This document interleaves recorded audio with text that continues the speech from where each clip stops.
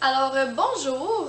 Aujourd'hui, nous allons parler des poissons rouges et pourquoi ils ne sont pas du tout adaptés pour les bocaux.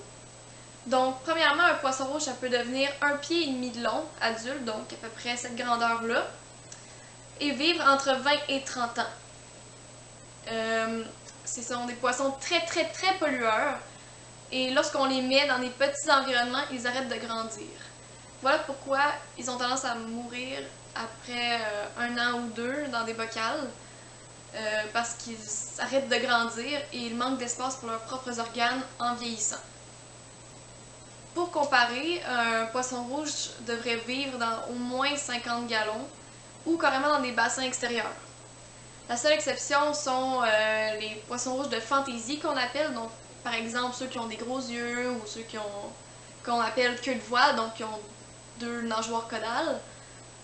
Je vous mettrai des photos à l'appui.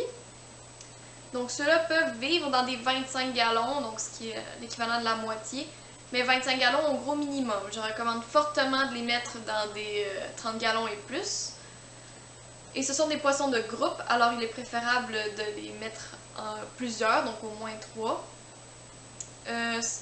Puis encore là, comme je disais, les poissons rouges de fantaisie peuvent donner au moins un bon 6 pouces là, de gros. Maintenant, voyons pourquoi les bêtas seraient beaucoup plus adaptés pour vivre dans des bocaux. Et par vivre, j'entends survivre.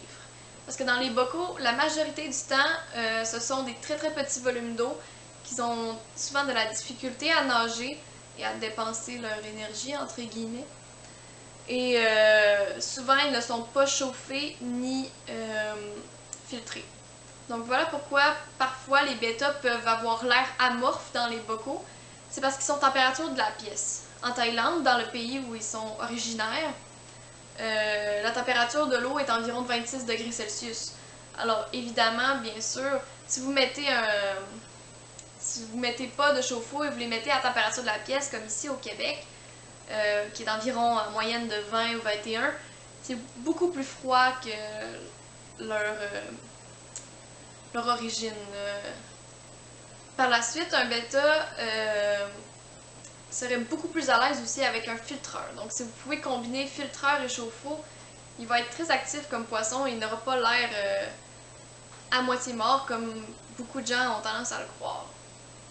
Parce que ce sont des poissons qui, dans le fond, avec l'évolution, ont développé un organe supplémentaire dans leur organisme et qui leur permet d'assimiler l'oxygène à la surface de l'eau. Mais ils sont beaucoup plus à l'aise quand même d'avoir un filtreur qui va oxygéner l'eau.